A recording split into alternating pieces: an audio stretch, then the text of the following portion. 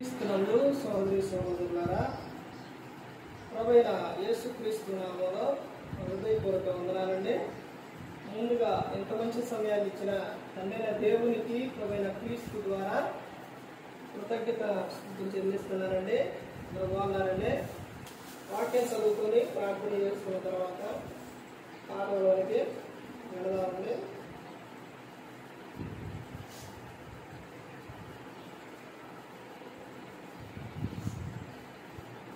మత్తయి గారు రాసిన సువార్త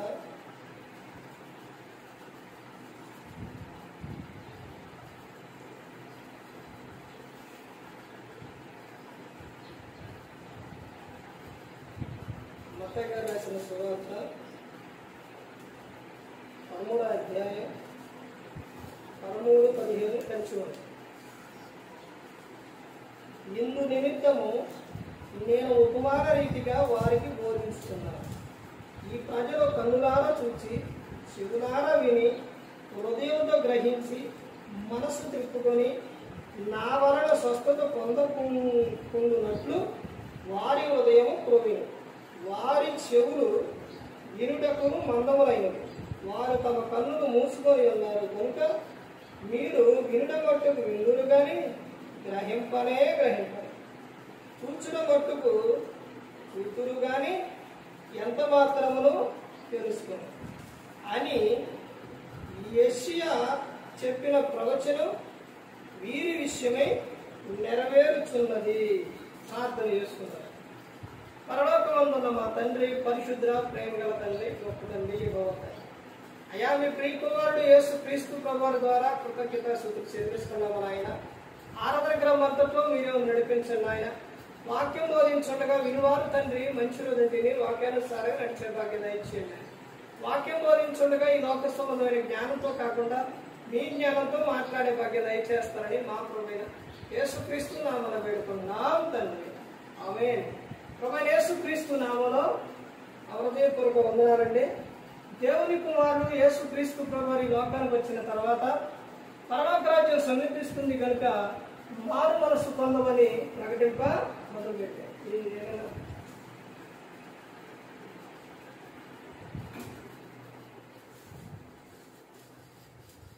అవశ్యం పాఠం పేరు రాసుకోండి.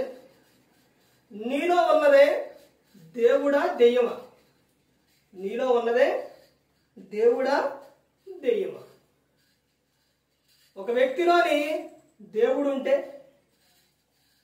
ఒక వ్యక్తిలోని దెయ్యం ఉంటే ఎలా ఉంటుంది? దేవునికి దెయ్యానికి తేడా ఏంటి చూసారా? దేవునికి దెయ్యానికి తేడా. దేవుడు ప్రేమాస్వరూపి. దేవుడు ఎవరో ప్రేమాస్వరూపి. దేవుడు ఒక వ్యక్తిలో ఉంటే ఏం చూపిస్తారు? ప్రేమ చూపిస్తారు. ప్రేమ లేని వాడు దేవుణ్ణి చూడలేడు. దేవుడు మనలో ఉంటే, మనలో కనపడితే ఏంటయ్యి? ఆత్మఫలాలు. ఏంటి ఆత్మఫలాలు? అందులో కూడా మొట్టమొదటిగా కనపడుతుంది ఏంటి? ప్రేమ. ప్రేమ, సంతోషం, సమాధానం, దీర్ఘశాంతం, దయాళత్వం, మంచితనం, సాత్వికం, విశ్వాసం, ఇంకా ఆశా నిగ్రహం. ఇవన్నీ ఏంటయ్యి? ఆత్మఫలాలు. దేవుడు మనలో ఉంటే ఒక వ్యక్తిని కరుణిస్తాం. దేవుడు మనలో ఉంటే ఒక వ్యక్తిని ప్రేమిస్తాం. దేవుడు మనలో ఉంటే ఒక వ్యక్తిని క్షమిస్తాం. అదే దేవుడు లేకుండా దెయ్యం ఉంటే మొట్టమొదటిగా ఏమని చెప్పినా దేవుడు ప్రేమాస్వరూపి. దేవుడు ప్రేమాస్వరూపి. అదే దెయ్యం ఉంటే అంతా ఆడు చూపించేది ఏంటంటే పగ, ద్వేషం, కక్ష, అసూయ. ఇంకా ఏంటంటే ఇందాక ఆత్మఫలాలు. దేవుడు ఉంటే ఆత్మఫలాలు. అదే దెయ్యం ఉంటే శరీర కార్యాలు కనపడతాయి. కోపం, ద్వేషం, అసూయ, కక్ష, మరి ఇంకా అల్లరితో కూడిన ఆటపాటలు, ఇంకా ఇవన్నీ చాలా చాలా ఉంటాయి. ఇప్పుడు నీలో ఉంది ఎవరు? నువ్వు పరీక్షించుకో. నువ్వు దేవునికి చోటివ్వకుండా దెయ్యానికి చోటిస్తే నీ జీవితం అద్భుతంగా ఉండదు. నువ్వు లోకంలో ఉన్నప్పుడు నువ్వెవరు సొత్తు? ఎవరు బిడ్డగా? నువ్వు దెయ్యాన్ని సొత్తు. అంటే దెయ్యం బిడ్డగా నువ్వు లోకంలో ఉన్నప్పుడు. ఇప్పుడు నువ్వు బాప్తిస్మం తీసుకున్న తర్వాత నువ్వెవరు బిడ్డవయ్యావు? దేవుని బిడ్డవయ్యావు. దేవుని సొత్తు నువ్వు. అర్థమైందండి? అంటే మొదటి నుంచి కాదా అంటే మొదటి నుంచి దేవుని పిల్లలే. కానీ మరి దెయ్యం పిల్లలు ఎలాగయ్యారు? దెయ్యం పిల్లలు ఎలా అయ్యారు అని అంటే వాడిని ఎంబడించటం వలన ఏమయ్యారు? వాడు పిల్లలయ్యారు. నరకం ఎవరికి అని అంటే అపవాదికి, మనిషికి కాదు. మరి మనుషులు ఎలా వెళుతున్నారు అని అంటే అపవాదిని వెంబడించటం వలన నరకానికి వెళ్ళిపోతారు. చెమటలు పోతాయా? ఇప్పుడు నీలో ఉంది ఎవరు?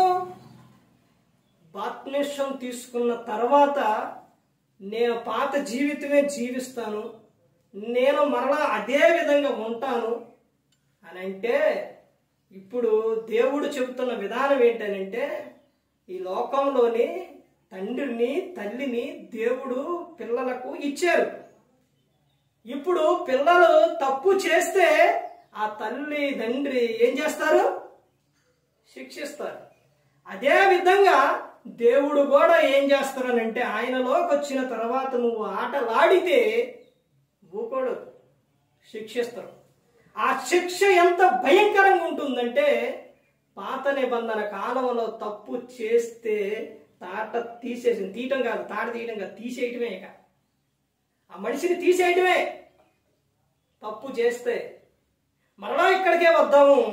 ఒక్కసారి బాప్తిస్మం తీసుకున్న తర్వాత నేను నా ఇష్టానుసారంగా ఉంటాను అని అంటే ఒకనాడు కొందరి జీవితంలో వారి పరిస్థితులు అక్కడ చూడండి. వాళ్ళు ఏ విధంగా అంటే దేవుడు శ్రమలో ఉన్నారు. వీడు ఎవరో ఇశ్రాయేలు శ్రమల్లో ఉన్నారు, బాధల్లో ఉన్నారు. ప్రభువా కాపాడని ప్రార్థన చేశారు. ప్రభువా మేము ఇట్లాంటి భయంకరమైన విధానంలో ఉన్నాం, ప్రభువా మమ్మల్ని కాపాడు ప్రభు అంటే ప్రవక్తను పంపించారు. ఎవరిని? మోషే గారిని పంపించారు. ఆ తర్వాత అలా అహరోను గారు వెళ్ళారు. ఇప్పుడు మోషే వాళ్ళందరినీ ఐగుప్తుల నుంచి విడిపించి అరణ్యానికి తీసుకొచ్చారు. వాడు శ్రమల్లో ఉంటే దేవుడు ఏం చేసిండు? విడిపించిండు. ఎన్ని అద్భుతాలు చేసిండు అనుకున్నారండి. ఎన్ని తెగుడు పంపిస్తే అక్కడ దేశం వాళ్ళకి ఆ ఏరియాలో మొత్తం కూడా చివరికి తొలిచూలుగా పుట్టిన ఏదైతే మనిషి గాని తొలిచూలు పుట్టిన మొత్తం చనిపోతే గాని అప్పుడు వాడిని విడిచిపెట్టలేదు పొరో. అలా విడిచిపెట్టిన అక్కడి నుంచి రక్షించి అరణ్య ప్రాంతానికి తీసుకొచ్చిన వీరు చూడండి. అపోస్తలుడైన పౌలు గారు కొరింథీయులకు రాసిన మొదటి పత్రిక 10వ అధ్యాయం 1వ వచనం నుంచి చూస్తే, సహోదరులారా ఈ సంగతి మీకు తెలియకుండా నాకు ఇష్టం లేదు. ఎందుకని చెబుతున్నారు? క్రైస్తవులు ఎంత భయంకరమైన వ్యక్తులు అంటే, క్రైస్తవులు ఎంత ప్రమాదకరమైన వాళ్ళు. నాయన ఒకనాడు జరిగిన విధానం చూడు. అంటే దేవుడు అంటే నీకు లెక్కలేదు, దేవుడు అంటే నీకు భయం లేదు, దేవుడు చూడట్లేదు అనుకుంటున్నావు, నీవు ఇష్టానుసారంగా జీవిస్తున్నావు. ఒకనాడు ఇశ్రాయేలు పరిస్థితి చూడు అని అపోస్తలుడైన పౌలు గారు మరలా రిపీట్ చేపిస్తారు. ఎన్ని పాత నిబంధనకి ఇశ్రాయేలుకి ఇప్పుడుకి అప్పుడున్న కాలానికి 100 తేడా ఉంది. 100 వేరు తేడా ఉంది సంవత్సరాలు. కానీ అన్ని సంవత్సరాలు గడిచిపోయిన తర్వాత మరలా కొత్త నిబంధనలో మరలా ఎందుకు రాపిస్తుండో దేవుడు? ఎందుకు మరలా రిపీట్ చేస్తుండో? మనిషి దేవుడు చెప్పినంతసేపే మనిషి, ప్రవక్త సేవకుడు ఉన్నంతసేపే. సేవకుడు వెళ్ళిపోయిన తర్వాత మరలా లోకమే. అబ్రహాం గారు వచ్చారు, తర్వాత ఏలియా వచ్చిండు, ఎలీషా వచ్చిండు, ప్రవక్తలు వచ్చారు, వీళ్ళందరూ వచ్చారు. వాడు వచ్చినోళ్ళు మాత్రం ఈ లోకంలో ఉంటారా? మోషే గారు వీళ్ళందరూ వచ్చినోళ్ళు ఉంటారా? వాళ్ళ ఆయుష్కాలం పూర్తవుతుంది, వాళ్ళు వెళ్ళిపోతున్నారు. కానీ మనిషి ఏమైపోతుండో? వాళ్ళు ఉన్నంతసేపు బాగానే ఉంటున్నారు, వాళ్ళు వెళ్ళిపోయిన తర్వాత మరలా లోకంలోకి వెళ్ళిపోతున్నారు. అంటే సేవకుడు ఉంటే ఒకలాగా, సేవకుడు లేకపోతే ఒకలాగా. అంటే దేవుడు చూడట్లేదా? కీర్తన 139 కీర్తన 1 నుంచి చూస్తే, నువ్వు కూర్చుండుట, లేచుట, పడుకోనుట మొత్తం నాకు తెలుసు, ప్రతి ఒక్కటి నాకు తెలుసు అని చెబుతున్నాడు. అంటే సేవకుడు ఉంటే ఒకలాగా, సేవకుడు లేకపోతే ఒకలాగా ఉంటే దేవుడు ఊకోడు. ఎప్పుడు ఒకేలాగా ఉండాలి మనిషి. ఎందుకు అన్ని సంవత్సరాల తర్వాత మరలా రిపీట్ చేశారు అని అంటే చెబుతున్న విషయం చూడండి. అక్కడ చెబుతున్నారు, చూడండి ఏమని చెబుతున్నారంటే, అది ఏదనగా మన పితరులందరూ మేఘం కింద నుండిరి, వారందరూ సముద్రంలో నడిచిపోయిరి, అందరూ మోషేను బట్టి మేఘములోను సముద్రములోను బాప్తిస్మం పొందిరి. ఏం పొందారు? ఎలా పొందారు? ఆ రోజున ఉన్న వాళ్ళు 2-3 కాదు. ఎంతమంది అంటే లక్షల మంది. ఆ లక్షల మందికి బాప్తిస్మం ఇవ్వడం అంటే ఎన్ని రోజులు పట్టింది. అందుకని అయినా ఎలా ఇచ్చారు? సముద్రంలోను మేఘం కింద వాళ్ళు ఏం పొందారు? బాప్తిస్మం పొందారు. బాప్తిస్మం పొందిన తర్వాత ఇప్పుడు మొదలైద్ది. బాప్తిస్మం పొందిన తర్వాత నీ జీవితం మొదలైద్ది. నీవు నూతనముగా జన్మించును, నూతన స్వభావం, నువ్వు క్రీస్తు యందు ఉన్నావు. ఇక నీకు ఇప్పుడు మొదలైతే అర్థమవుతుందండి. నువ్వు తప్పు చేస్తే దేవుడు ఊకోడు. బాప్తిస్మం పొందక ముందు నువ్వు నీ ఇష్టానుసారంగా ఆటలాడినావు, నువ్వు ఇష్టానుసారంగా తిరిగినావు. మరలా పొందిన తర్వాత నేను అదే విధంగా ఉంటానండి, అదే విధంగా జీవిస్తానంటే వీళ్ళ పరిస్థితి ఏమైందో తెలుసా అండి? బాప్తిస్మం పొందారు, పొందిన వారి పరిస్థితి ఆ తర్వాత చూడండి, అందరూ ఆత్మ సంబంధమైన ఒకే ఆహారము భుజించిరి. ఆహా, బాప్తిస్మం పొందారు, అందరూ కలిసి మన్నా తిన్నారు, అందరూ కలిసి బాగానే ఉన్నారు. మరి ఇంతలో ఏం మాయ రోగాలు వచ్చినాయి? ఏ రోగాలు వచ్చినాయి? అట్ట ఉండొచ్చుగా, తినొచ్చుగా, దేవుడు ఇస్తుండగా. మన్నాలంటే మన్నా ఇస్తుండు, పూరే మాంసం కావాలంటే పూరేళ్ళు వస్తున్నాయి, చేపలు కావాలంటే సముద్రం నుంచి వస్తున్నాయి. ఇవన్నీ వస్తున్నాయి, అన్నీ వస్తున్నాయిగా, చక్కగా తింటున్నారుగా, అంతా బాగుందగా.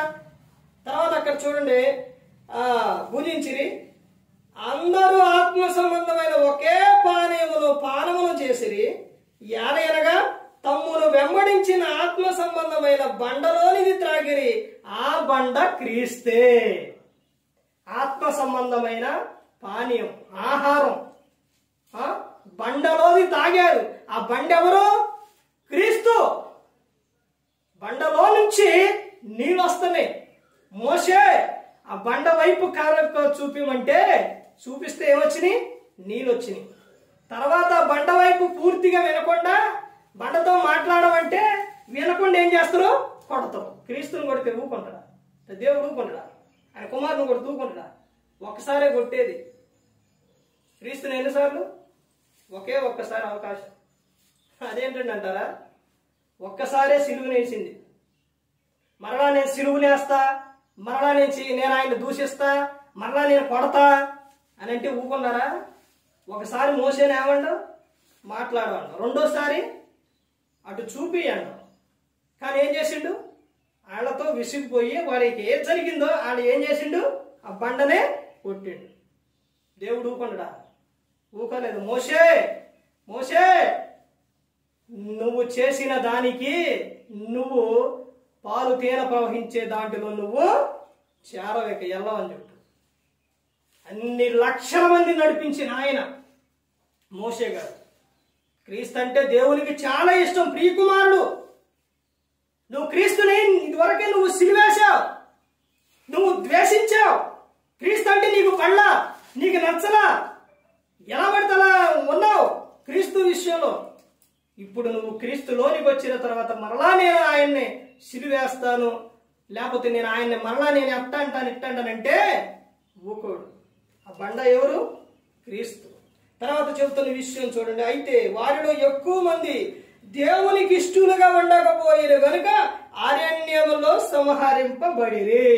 చూశారండి, దేవునికి ఇష్టలుగా ఉండలేకపోయారు. అంటే వీళ్ళలో ఏముంది? ముందు ఎవరికి చోటిచ్చారు? దేవునికి చోటిచ్చారు. తర్వాత ఎవరికి చోటిస్తూ ఇచ్చారు? దెయ్యానికి, అపవాదికి చోటిచ్చారు. అపవాదికి చోటు ఇచ్చడం వలన దేవునికి ఏమైపోయారు? ఇష్టలుగా లేకపోయారు. అంటే ఇష్టంగా దేవునికి లేకపోయారు. అంటే వీరి క్రియలు ఏమైపోయినాయి? చెడిపోయి భయంకరమైన క్రియల్లోకి వెళ్ళిపోయారు. అలా వెళ్ళిన వారి పరిస్థితి ఏమైపోయిందంటే ఎక్కువగా దేవునికి ఇష్టలుగా ఉండకపోయారు కనుక అరణ్యములో సంహరింపబడిరి. అంటే చనిపోయారు. చూశారండి, దేవునికి మొరపెట్టుకున్నప్పుడు విడిపించిండా? విడిపించిండు. అరణ్యాన్ని తీసుకొచ్చారా?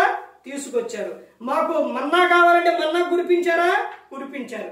మాంసం కావాలంటే కూరలు వచ్చినాయా? వచ్చినాయి. ఇంకా పళ్ళలో ఉండగానే మరలా చేపలు ఇంకా కావాలి అని అంటే ఇంకా వచ్చినాయి. అలా ఇచ్చారు. అలా ఇచ్చినప్పుడు, అలా తిన్నప్పుడు దేవునికి ఎలా ఉండాలి? ఇష్టలుగా ఉండాలిగా. ఇష్టలుగా ఉండాల. ఇష్టలుగా ఉండకపోయేసరికి ఏమైపోయారు? సంహరింపబడారు. ఒక మనిషి భయంకరమైన విధానం ఏంటనంటే మనిషి ఒక వ్యక్తి ఏదైనా మంచి కార్యం చేస్తే మంచి తీసుకోడు. ఇప్పుడు ప్రార్థనకి ఒక వ్యక్తి, ఇప్పుడు కుర్రాడు యవనస్తులు బాగున్నారు, ప్రార్థనకు వస్తున్నారు. ప్రార్థనకు వస్తూ ఉంటే దారిలోని కొంతమంది ఎదురు ఫ్రెండ్స్ కలిసి ఎక్కడికి వెళ్తున్నారా అన్నారు. ఎక్కడికి వెళ్తున్నా? ప్రార్థనకి వెళ్తున్నారు అన్నారు. ప్రార్థనకి వెళ్తున్నావా?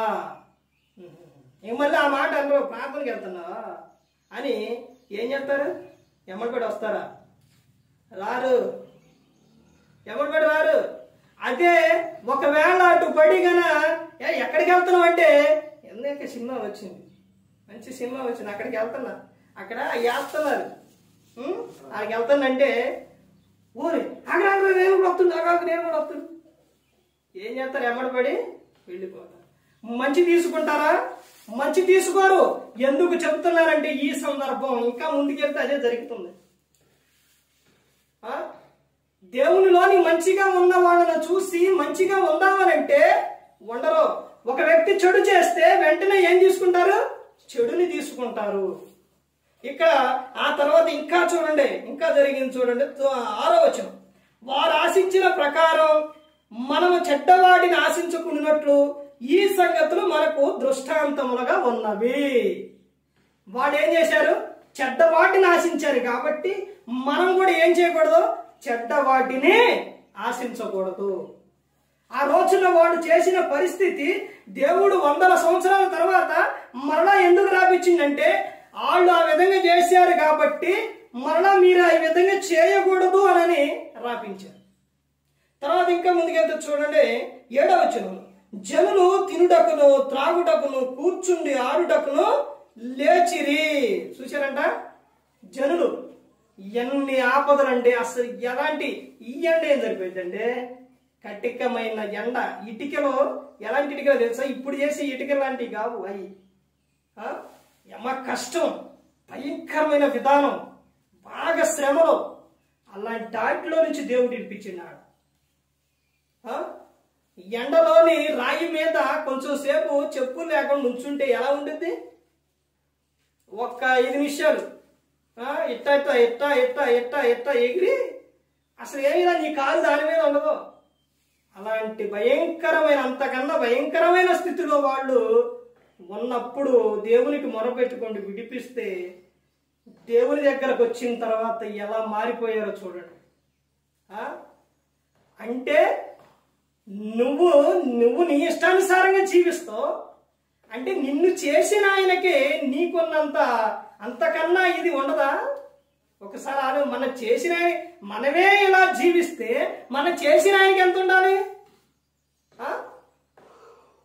అందుకని జనులు ఎలా ఉన్నారో చూడండి. జనులు తినడానికే ఎక్కువ ప్రాధాన్యత ఇస్తారు మనిషి. తర్వాత త్రాగుటకును కూర్చుండి ఆడుటకు లేచిరి. ఈ రోజున చూడండి, డ్యాన్స్ ప్రోగ్రాంలు పెట్టండి. డ్యాన్స్ పలానా సాట మ్యూజికల్ నైట్ అంటే, డ్యాన్స్ ప్రోగ్రాలు అంటే, తిరణాలంటే, లేకపోతే ఇంకేయాలంటే అబ్బో ఏమి జనం వెళ్తారు. అసలు ఏం జనం ఉరుకుతారు. ప్రార్థన అంటే వస్తారా? నిన్ను బ్రతికించే మాట అంటే వస్తారా? రారు. తర్వాత ఇంకా ఏమని చెప్తున్నారు చూడండి, లేచిరి అని రాయబడినట్లు వారిలో కొందరి వలె మీరు విగ్రహారాధికులై ఉండకుడి, విగ్రహారాధికులై ఉండొద్దు అని చెబుతున్నారు. నువ్వు దేన్ని ఏదైతే ఎక్కువగా ప్రేమిస్తావో అదే ఏంటది? విగ్రహారాధన. విగ్రహారాధికులై ఉండకుడి, మరియు వారి వలె మనం వ్యభిచారింపగా ఉందాము. వారిలో కొందరు వ్యభిచారించి నందున ఒక్క దినముననే 23,000 మంది కూలిరి. వ్యభిచారం వలన వేలు అయిపోతున్నారు. ఇక ఒకటి తర్వాత ఒకళ్ళు అంటే కొంతమంది ఒక్కొక్క తప్పు ఏమైపోతున్నారు? మొత్తం అయిపోతున్నారు. తర్వాత ఇంకా ఏమని చెప్తున్నారు చూడండి. తర్వాత వ్యభిచరించినందున ఒక్క దినమునే 23,000 మంది కూలిరి. మనం ప్రభువును శోధింపగా ఉందాం. వారిలో కొందరు శోధించి సర్పం వలన నశించిరి. శోధించటం. ప్రభు ఎక్కడుండో, ప్రభు ఉంటే నాకు ఎట్టెందుకు జరిగిద్ది, నాకు అట్టెందుకు జరిగిద్ది, ఇవన్నీ రకరకాలమైన విధానాలు. మనిషి సర్పం వలన ఏమైపోయారు? కాటైపోయారు, నశించిరి.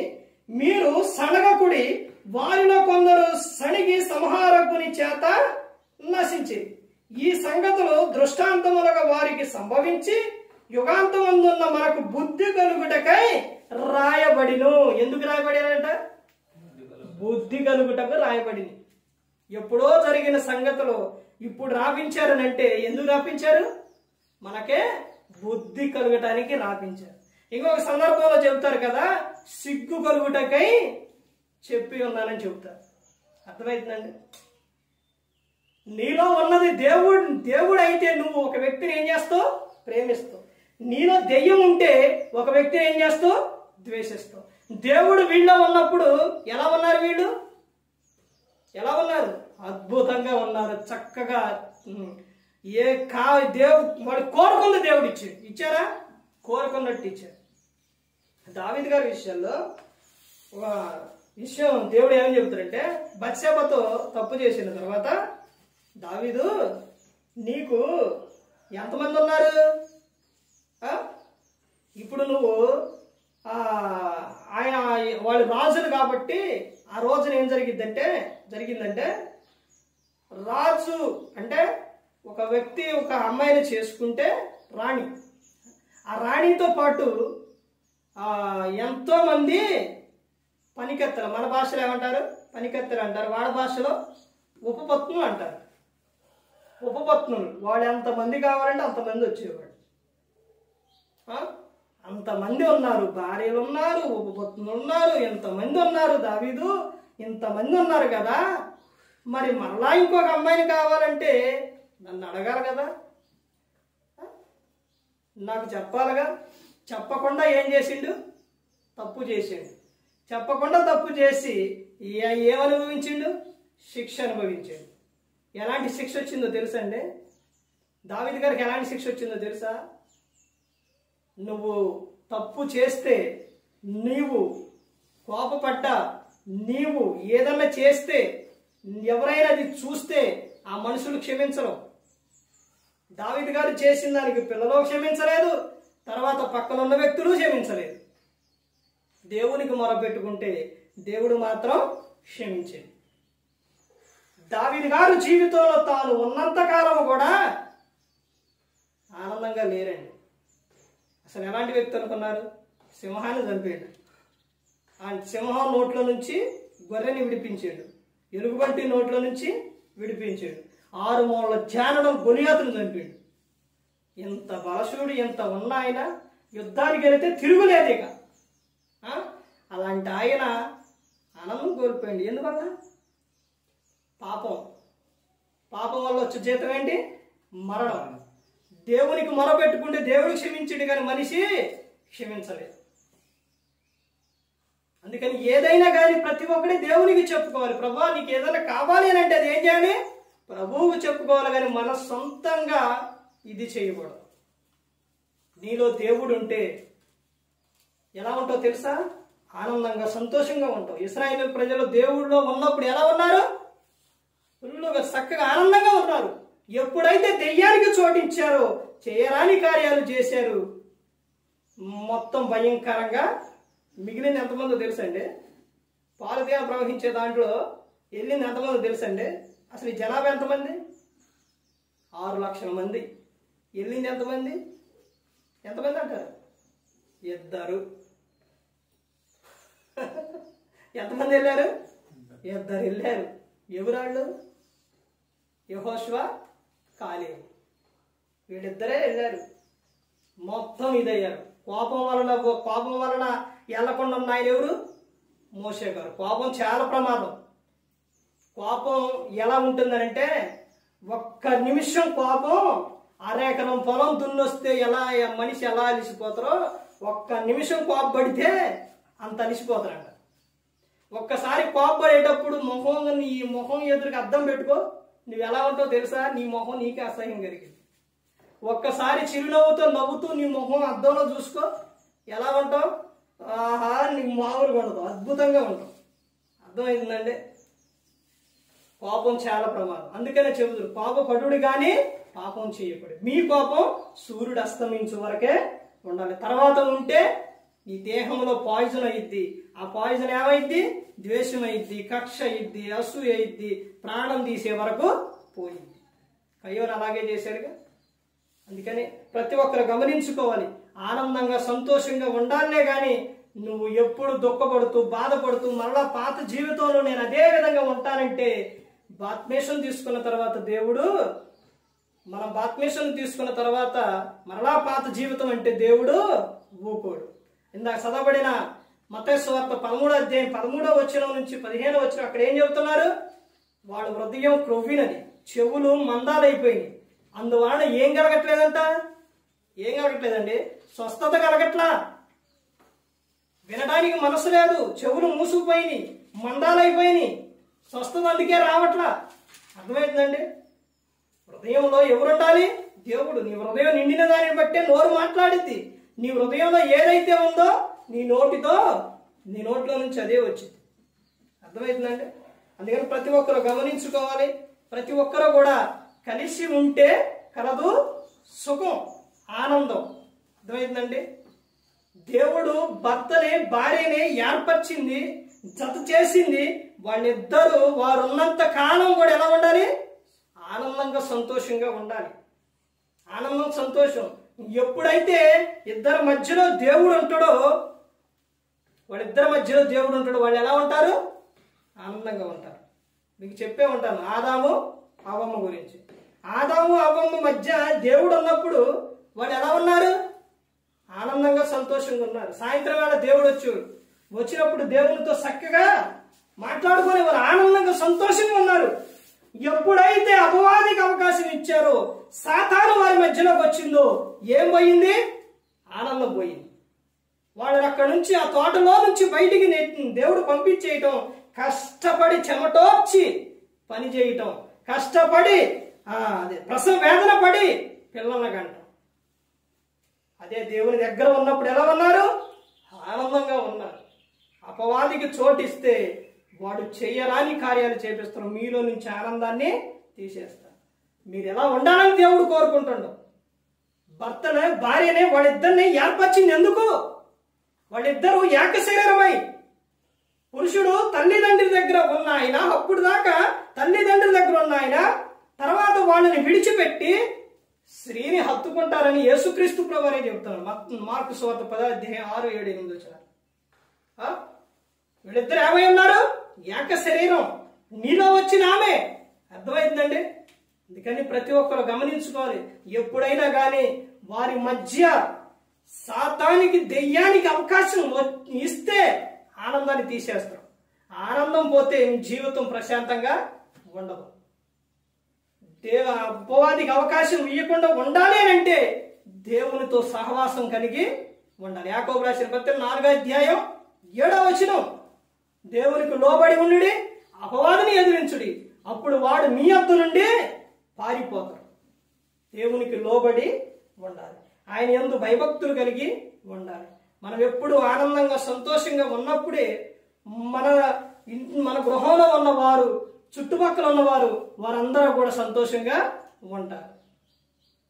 మరలా నువ్వు లోకంలో లోకాశలతో అదివరకు జీవితం జీవిస్తుంటే చుట్టుపక్కల ఉన్న వారు కానీ బయట ఉన్న అన్యులు కానీ ఇంకెవరైనా కానీ చూసి నీ జీవితం అన్ని బట్టి దేవునికి మహిమ రావాలి. నా నామం అన్ని జనుల మధ్య దూషణ పాలు అవుతుందనంటే ఎందువల్ల? క్రీస్తు నమ్ముకొని క్రీస్తులోకి వచ్చి ఆయన చేసిన ఆయన అన్ని మేలులన్నీ అనుభవించి మరలా నువ్వు లోకంలో లోకాశంతో జీవిస్తూ ఉంటే చూసిన వారు ఏమనుకుంటారు? అని మొన్నటిదాకా బాగానే ఉన్నారు కదా దేవునితో, ఇదేంటి మళ్ళీ ఇదేంటి? అప్పుడు దేవునికి మహిమ వచ్చిద్దా? దేవునికి ఘనత వచ్చిద్దా?